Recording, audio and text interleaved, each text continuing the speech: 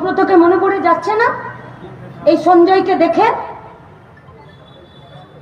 আচ্ছা, আরজিকর হসপিটালটা কি ওর বাবার জমিদারি নাকি যে যখন খুশি ঢুকে গেল আর সেমিনার হলে ঢুকে গেল আর অন ডিউটি একজন যিনি ডাক্তার তার সঙ্গে এরকম খারাপ কাজ করে দিল?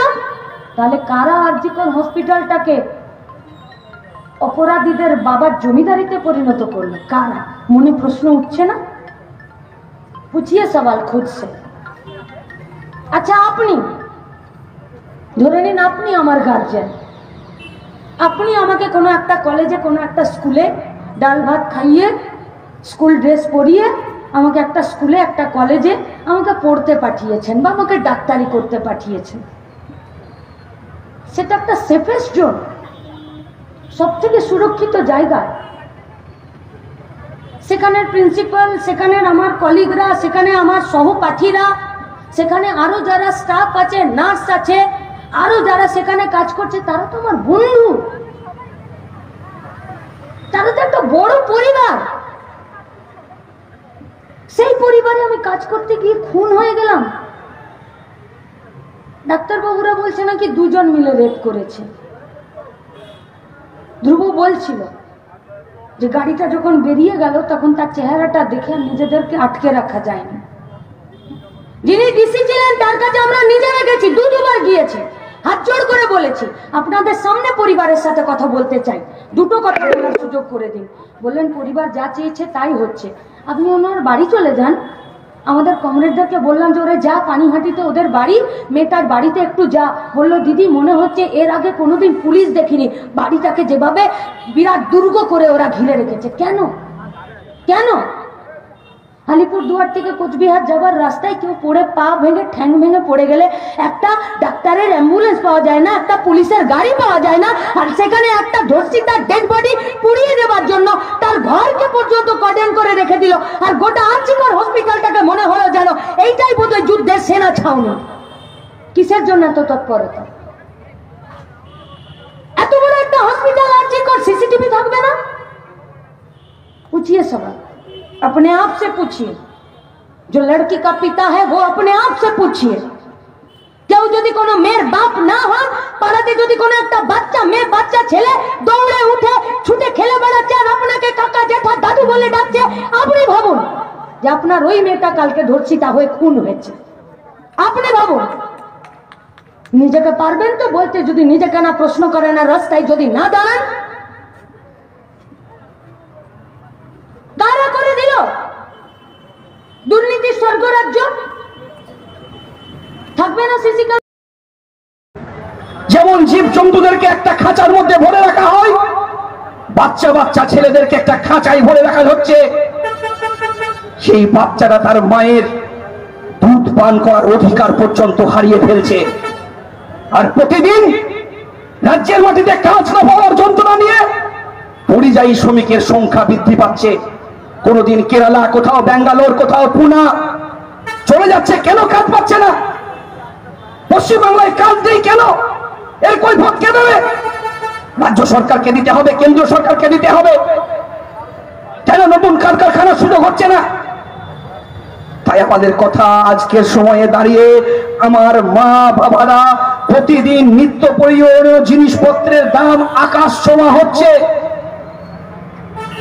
বাড়িতে ওষুধের দাম আকাশ ছোঁয়া হচ্ছে। আজকে দিনের নাম করে দেশের সরকার অনেক কথা বলেছিল। আজকে দিনের নাম করে 300 টাকা দামের গ্যাসের দাম আজকে আমার মাকে 1000 টাকায় কিনতে হচ্ছে, 1200 টাকায় কিনতে হচ্ছে। আজকে দিনের নাম করে 300 টাকা দামের ওষুধের দাম আজকে 3000 টাকা হয়েছে। আজকে দিনের নাম করে এই ভারতবর্ষের মাটিতে বাড়িতে যে বিদ্যুৎটা 2 টাকা ইউনিট ছিল, সেই বিদ্যুতের দাম আজকে 12 টাকা ইউনিট। মাঠে বিদ্যুতের দাম আরো বৃদ্ধি পেয়েছে। প্রতিদিন মানুষের বাড়িতে নিত্য প্রয়োজনীয় জিনিসের মূল্য বৃদ্ধি হয়েছে। আমার মায়ের আঁচলে আজকে আগুন লাগিয়ে দিয়েছে দেশের সরকার এবং রাজ্যের সরকার। বামপন সরকারের সময় যে তেলটার দাম ছিল 50 টাকা লিটার, সেই তেলটা কিনতে হচ্ছে আজকে 200 টাকা লিটার। আমার মাকে কড়াইয়ে তেল ঢালার সময় 100 বার চিন্তা করতে হচ্ছে কতটুকু তেলে আমি রান্না করব। 50 টাকা তেলের দাম 200 টাকা, 300 টাকা কেজি জিরে, 200 টাকা কেজি আদা, 250 টাকা কেজি ওষুধ, প্রতিদিন নিত্য প্রয়োজনীয় জিনিসের মূল্য বৃদ্ধি হচ্ছে, ওষুধ খেতে পারছে না, স্বাস্থ্যসাথীর কার্ড নিয়ে হসপিটালে যাচ্ছে, চিকিৎসা হচ্ছে না। কি হবে বাংলার মানুষের? তাই আমরা বলছি বিকল্পের সন্ধান বামপন্থীরা দেখাতে পারে। বামপন্থীর উপর ভরসা রাখুন, বামপন্থীদের হাত শক্ত করুন। আপনার বেকার ছেলেটা কাজ পাবে, শিল্প হবে, কলকারখানা হবে, এসএসসি পরীক্ষা হবে, টেট পরীক্ষা হবে। বুদ্ধদেব ভট্টাচার্য যে স্বপ্ন দেখিয়ে দিয়েছিল কৃষির উপর ভিত্তি করা শিল্প হবে, কলকারখানা হবে, কারখানার চুল্লি দিয়ে ধুয়ো উড়বে। বামপন্থী সরকারের সময় বক্রেশ্বরে তাপবিদ্যুৎ কেন্দ্র হয়েছিল, হলদিয়া পেট্রোকেমিক্যাল হয়েছিল, একটার পর একটা কারখানা হয়েছে। ফারাক্কা তাপবিদ্যুৎ কেন্দ্র হয়েছে, বক্রেশ্বরের তাপবিদ্যুৎ কেন্দ্র হয়েছে। দিদিমণির আমলে বলেন আর দাদা বাবুর আমলে বলেন, একটা নতুন কোন কারখানার ইট তৈরি করতে পারেননি। এটাই বাংলা। তাই বাংলার উন্নয়নের জন্য আমরা সাধারণ মানুষের কাছে আহ্বান জানাচ্ছি, আসুন। সেদিনও তো এই পশ্চিমবঙ্গের রাস্তাঘাটে যেগুলো সম্পদ তৈরি হবে সেখানেও তো পয়সা কাটিলমেন্ট করেছিল। সেদিন তো মমতা ব্যানার্জির মুখে কোনো প্রশ্ন ছিল যে চন্দ্রিমা ভট্টাচার্য তুমি আমার সরকারের বাজেট পেশ করছো, তুমি কেন রাস্তাঘাটগুলো পরিষ্কার করার জন্য, ঠিক করার জন্য, মেরামত করার জন্য তুমি সেখানে টাকা কাটিলমেন্ট করছো না, সেখানে তুমি টাকা দিচ্ছ না, সেখানে তুমি টাকা স্যাংশন করছো না? যদি সেখানে তুমি টাকা স্যাংশন না করো তাহলে সেখানে যারা রাজমিস্ত্রি, রোডের যারা কনস্ট্রাকশনের ওয়ার্কার আছে, যারা ঠিকাদারের সাথে কাজ করে, যারা ওই লোডার থেকে শুরু করে, রোলার থেকে শুরু করে যে সমস্ত গাড়িগুলো চালায়, তাদের যারা ড্রাইভার আছে, খালাসি আছে, তারা কোথায় কাজ পাবে?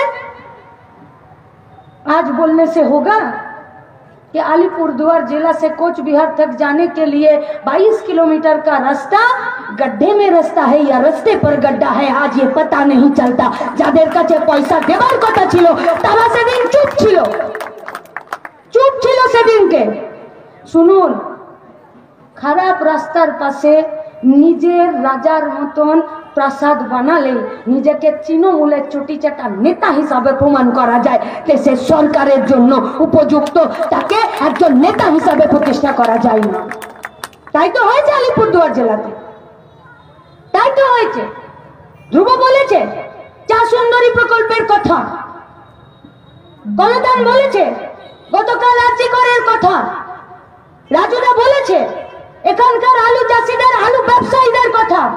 কোথায় ছিলেন রাজ্যের মুখ্যমন্ত্রী মমতা ব্যানার্জি এবং বেচারাম মান্না সিঙ্গুরে? টাটাদের ন্যানো কারখানাটাকে বিদায় করার সময় যারা হুম্বিতুম্বি করেছিল, তারা আজকে এই আলু ব্যবসায়ীদের সব থেকে বড় উঁচু মাথা সরকারের পক্ষ থেকে, তার নাম হলো বেচারাম মান্না। আলু ব্যবসায়ীদের যে সমিতি, সেই সমিতি থেকে বাইরের রাজ্যে, উড়িষ্যা, এইদিকে উপরের দিকে জেলা রাজ্যগুলো, ওইদিকে ঝাড়খণ্ডের রাজ্যে আলু যাওয়া বন্ধ করে দিল। কারণ কি না, রাজ্যে আলুর দাম বেড়ে যাচ্ছে, তাই এখন বাইরে যেতে দেওয়া যাবে না। গুদামে, গোডাউনে যে আলু আছে সেগুলোতে আগে রাজ্যের বাজারে বিক্রি করতে হবে, তারপরে। এই কথাই তো বলেছে বেচারাম মান্না। আজ হঠাৎ চোখ দিয়ে তো নোনা পানি বেরোচ্ছে বাবা তোমার। আর যখন মার্চ মাসে গোডাউনে আলু তুললো, আর তার যখন 4-5 মাস আগে নিজের কলেজাটা জমিতে রুইয়ে দিয়ে আলুটাকে ফলালো, সেদিন তোমার চোখের জল কোথায় ছিল? যেদিনকে সারের কালোবাজারি হচ্ছিল, যেদিনকে আলুর বীজটা পাঞ্জাব থেকে আসছিল, যেদিনকে একটু ভরা বর্ষণে বা অবর্ষণে আলুর দামটা, আলুর চাষটা ভালো করে হচ্ছিল না, ফিরে আরেক বস্তা 750-800 টাকাতে, 3000 টাকা কিলোতে নিয়ে এসে বস্তাতে 800 টাকা করে নিয়ে আর মাটিতে সেই বীজগুলোকে ফেলে দিতে হচ্ছিল, সেদিনকে কোথায় ছিল?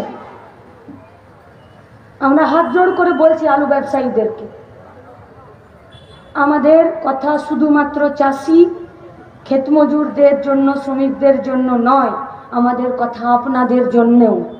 ভালো করে ভাবুন, চাষি যদি না থাকে আপনার গোডাউনে আলু যাবে না।